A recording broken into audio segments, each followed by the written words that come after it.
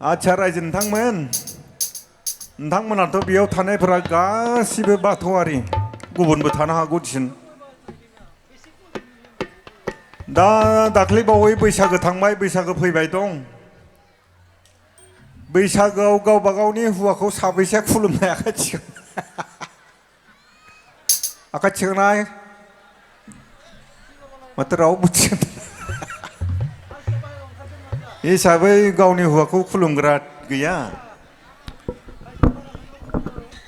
दा दाख्लै बावै गरेस्वरखैजा थांनानै सोंदोंमोन आङो देनाय आइजो नोंथांमोना बैसागोआव गावबा गावनि हौवाखौ साबैसे खुलुमखो होननानै सोंबाय सासे बुरैयाथ' बया रागा जोंनो गारबायलै थाद लेवरा मानो खुलुमनांगौ नांगौ बे हौवाफोरखौलाय जाबाय देन्जार रागा जोंदों आंखौसो रागा जोंहरदों सानफ्रामबो जौ लोंनानै फेनानै थाबाय थायो फैसा थाखा गैया जौ लोंनानै थाबाय थायो मोनामब्रुम मोनामब्रा बेफोरबायदि हौवाखौ खुलुमनोसै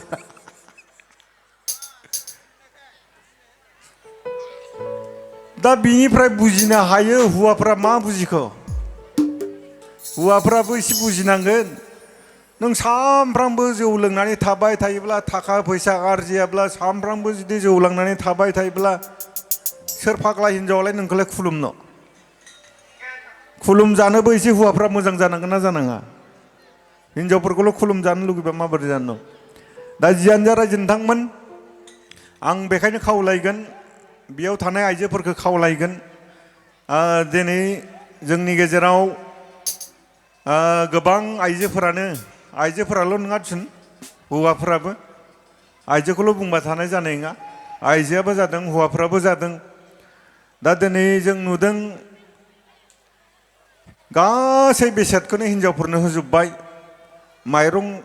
रेसन कार्डबाबो हिनजावफोरनो होबाय मामोनलाय आरो न' मोननांगौब्लाबो हिनजावफोरानो मोनो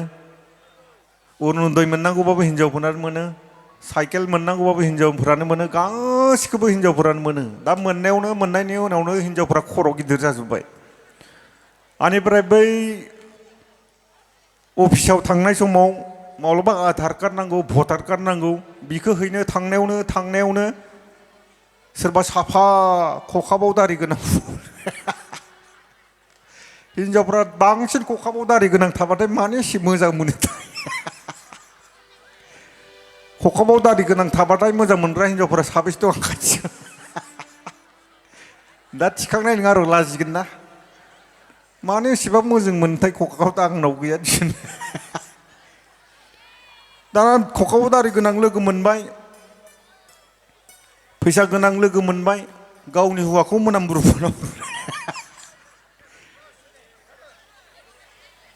दाना गावनि हौवाखौ गारनानै बेलेगजों लाइन मारिग्रा जाबाय दा बेखायनो बेयावबो एसे लस जादों साफ्रोमबो बुङाखै रुपहियाव एसे खम खोमा गैथारा खोमा ना दङना जानो होनाङा खमावनो एसे बुद्रुखा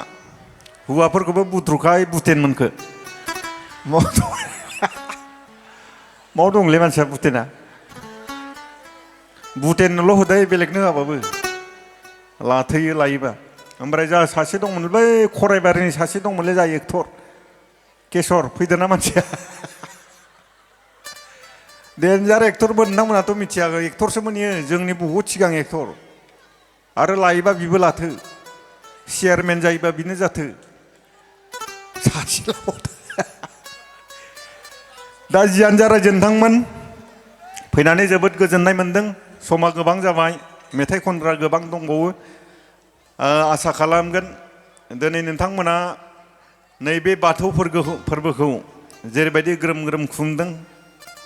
जों दिनै बर'नि धोरोम हिसाबै जों गावनि धोरोमखौ फुजिनो सोलोंनांसिगोन दिनै जोंनि आथिखालनि सेंग्रा सिख्लाफ्रा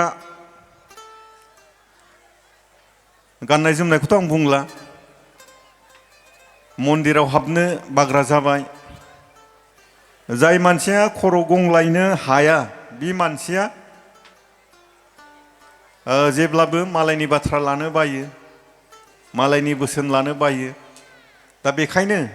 जोंनि फिसाफोरखौ गावनि गथ' गथायफोरखौ खनसेबाबो खर' गंलायनो हानांगोन मन्दिरनि सिङाव खर' गंलायनो हायोब्ला बिमा बिफानि खर' सिङाव गंलायगोन जाय मानसिया खर' गंलायनो हागोन बे मानसिनि गोसोआ गुरै जागोन जेब्लाबो गाज्रि खामानि मावनो हानाय नङा दिनै नोंथांमोना मिथिगौ नोंथांमोना साननो हागौ जायफोरा मेथाइ खनो जायफोरा मोसायो जायफोरा आर्टिस्ट बिथांमोना दिनै माब्लाबाबो ड्राग्स जाया ड्राग्स जानाय खोनादो मेथाइ खनग्रा सल' खनग्रा दामग्रा देग्रा मोसाग्रा बिसोर माब्लाबाबो ड्राग्स जाया मानो जाया सासे मानसिया ड्राग्स जाबाय माने मेथाइ खननो हाला सासे मानसिया ड्राग्स जाबाय माने बियो दल दामनो हाला सासे मानसिया ड्राग्स जाबाय माने बियो एक्टिं खालामनो हाला दा बेखायनो आर्टिस्टफोरा माब्लाबाबो ड्राग्स जाया नाथाय जायफोरा मोसानायावबो गैया मुसुरनायावबो गैया दामनाय देनायावबो गैया बिसोरसो दिनै ड्राग्स जायै जायै मा दं फाग्ला जाबाय दङ सासेल' गथ' फाग्ला जाबाय दङ दा बेखायनो जोङो बिनिफ्रायबो होबथानो थाखाय जोङो गावनि खुदियाफोरखौ कालसाराव लाबोनांगौ दिनै बेयावनो मोनसे मा दङ मिउजिक स्कुल दङ मा नाम मिउजिक स्कुल नामा पुर्निमा मुङाव बेयाव मिउजिक स्कुल दङ बेयाव नोंथांमोना मा खालामनाय मेथाइ दामनाय मेथाइ खननाय मोसानाय मुसुरनाय बेयाव लाबोनानै गावबा गावनि खुदियाखौ बेयाव थानाय बिमा बिफाफ्रा साबैसे लाबोयो बेयाव आखाइ थिखांनाय गैया दाना जों बेयाव हरनो बायो मानो हरनो बायो सिनेमायाव थाङोबाथाय गाज्रि जायो सिनेमायाव थांबाथाय गोसोथोलायनाय जायो सिनेमायाव थांबाथाय गोसोथोलायनाय जायो आखल आखुफोरा गाज्रि जायो नाथाय नङा रायजो नोंथांमोन दाना नोंथांमोना नाय बुटेन मोना मास्टारानो नङा बिसोर कालसारानो नङा बुटेनाबो माथो सानै लानो आरो मास्टारफोर दङ साख्रियालाफोर दङ माहाजोन दं थिखादारफोर दं बिसोरबो माथो सानै लागायबाय थानो नागिरो नाथाय कालसारया बयजोंबो सिनायजानाय नालाय बिथांमोनखौ थाबनो मिथियो बे आलादा बाथ्रा दा बेखायनो जोङो दिनै हारिमु लाइनजोंबो हरनो हानां नाजानांसिगौ दिनै नोंथांमोना मिथिगौ नैबेयाव दा करुना राभा फैगोन बे करुना राभाया नोंथांमोननि बे रुपयनिफ्राय बेसे लांगोन दायो 80,000 लांगोन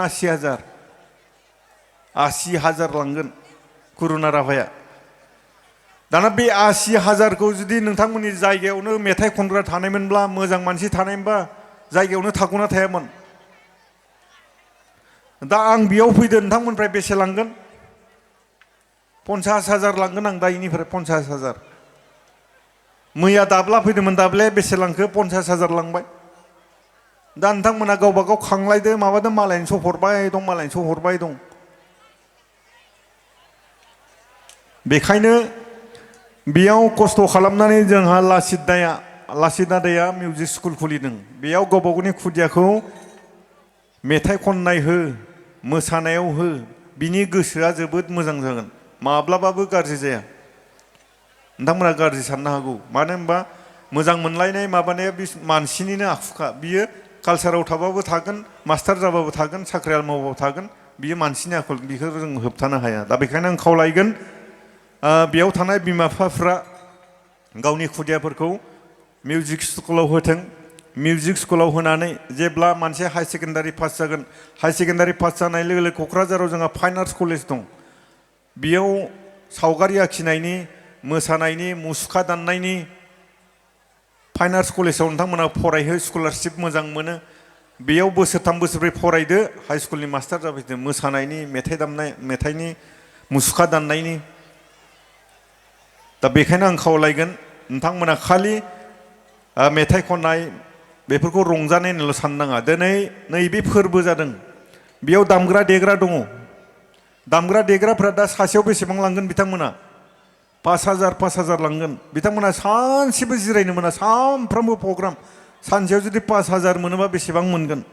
मा लस दं बिथांमोनाबोथ' फिसिनो हागोन ना